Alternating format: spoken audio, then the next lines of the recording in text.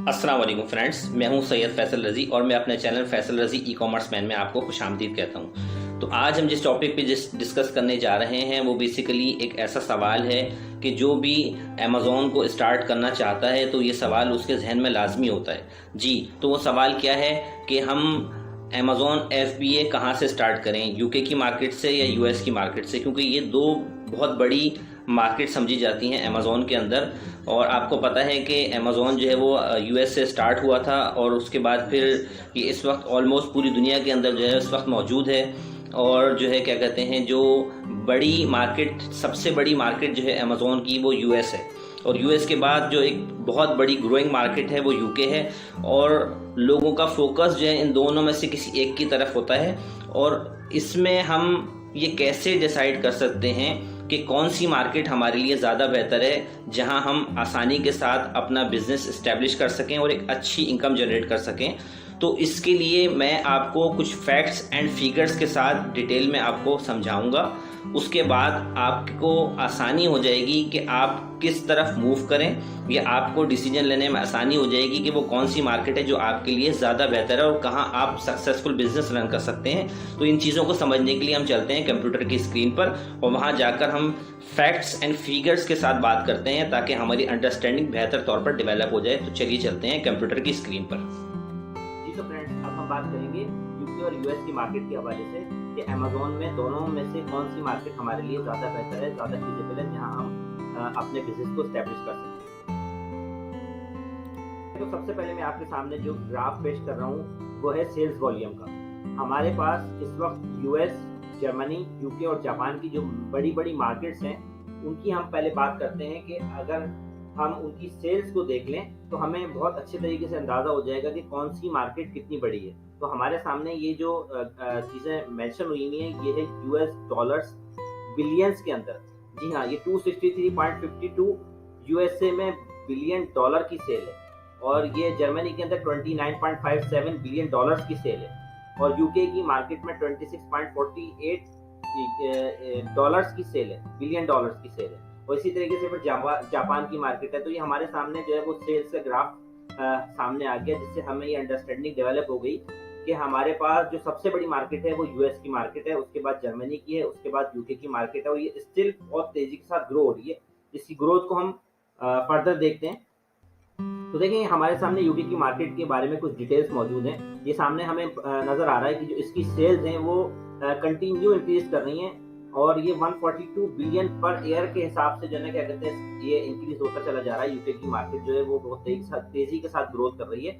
और हम नीचे अगर हम देख लें तो ये परसेंटेजेस वाइज भी हमारे सामने जो है ना वो फिगर्स मौजूद हैं कि यूएस से जो है वो 39% है, फिर जापान है, फिर जर्मनी है, फिर यूके की मार्केट है, और इसी तरीके से स्टिल जो है ना क्या कहते हैं और दीगर कंट्रीज के बारे में इंफॉर्मेशन हमारे सामने मौजूद है।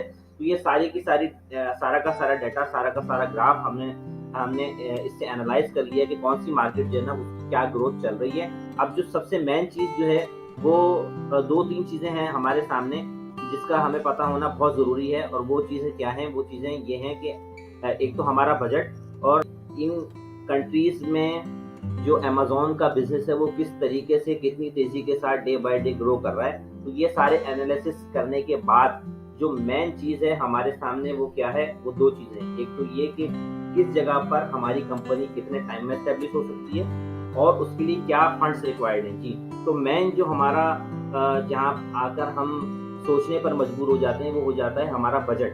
तो हम उसको भी एनालाइज कर लेते हैं कि बजट वाइज हमारे लिए कौन सी मार्केट ज्यादा फिजिबल है। जी तो देखें, ये हमारे सामने बजट है।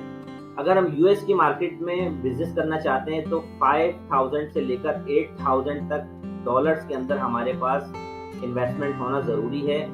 अगर हम एक स्टार्ट में एक मुनासिब बिजनेस को एस्टेब्लिश करना चाहते हैं, मैं ये नहीं कहता कि बहुत हाई फाई बिजनेस इससे एस्टेब्लिश हो जाएगा, लेकिन इनिशियल जो हम स्टार्ट लेने के लिए हमें जो फंड्स की रिक्वायरमेंट्स होंगी वो हमारे पास यूएस मार्केट के लिए 5 से लेकर 8000 की है। और यूएस के अंदर हम जब एलएलसी क्रिएट करेंगे तो उसमें जो हमारे टाइम रिक्वायर्ड है वो तकरीबन 2 से 3 महीने का टाइम रिक्वायर्ड है, जिसमें हमारी एलएलसी क्रिएट होगी और हमारा अमेज़ॉन का अकाउंट बनेगा, और उसके ऊपर हमारा बिजनेस जो है वो एस्टेब्लिश होगा। उसमें हमें तकरीबन ऑलमोस्ट 3 महीने चाहिए ही चाहिए। उसकी सारी डॉक्यूमेंटेशन, सारे प्रोसेस में इतना टाइम हमें लग जाता है। और अगर मैं यूके की मार्केट की बात करूं तो यूके की मार्केट में हमें कम इन्वेस्टमेंट की जरूरत होती है। 2000 से लेकर $4000 के अंदर हमारा एक अच्छा बिजनेस, एक नॉर्मल बिजनेस जो है वो स्टैब्लिश हो जाता है, जिसमें हम इतना ही प्रॉफिट जनरेट कर लेते हैं जितना हम स्टार्टिंग में यूएस की मार्केट में जनरेट कर लेते हैं।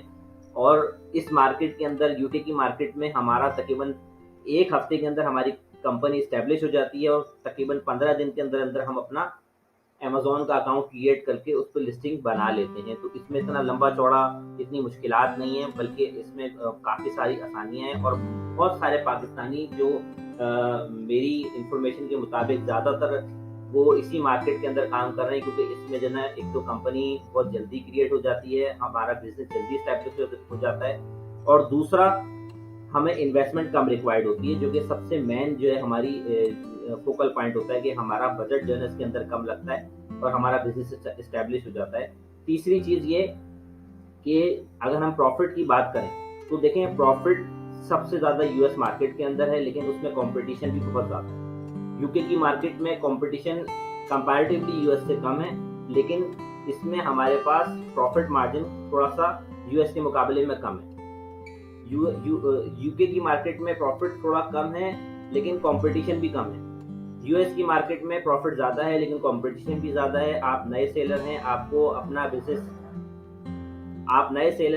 अपना बिजनेस इस्टेब्लिश करने में और उसको प्रॉपर तरीके से रन करने में थोड़ा सा टाइम लग सकता है। इसके लिए आपकी प्रोडक्ट हंटिंग, आपकी सोर्सिंग बहुत अच्छी होनी चाहिए। ये तो हर मार्केट के लिए ज़रूरी है, लेकिन ये जो मेन चीज़ें जो मैंने अभी आपको बताई हैं, 2-3 पॉइंट, एक तो बजट, दूसरा टाइम, तीसरा आपका प्रॉफिट मार्जिन। तो अगर फिर भी इन सारी चीज़ों को देखते हुए भी अगर आप मुझसे रिकमेंडेशन मांगे तो मैं आपको ये कहूँगा कि US market is the best. क्यों? इसके लिए हम इस ग्राफ के ऊपर आ जाते हैं। देखें, ओवरऑल अमेज़न जो है ना, उसका जो 66% बिजनेस है वो यूनाइटेड स्टेट्स में, बाकी हमारे पास 11% जर्मनी में, यूके में 8%, इटली में 1% और लेस देन 1% दीगर कंट्रीज के अंदर है।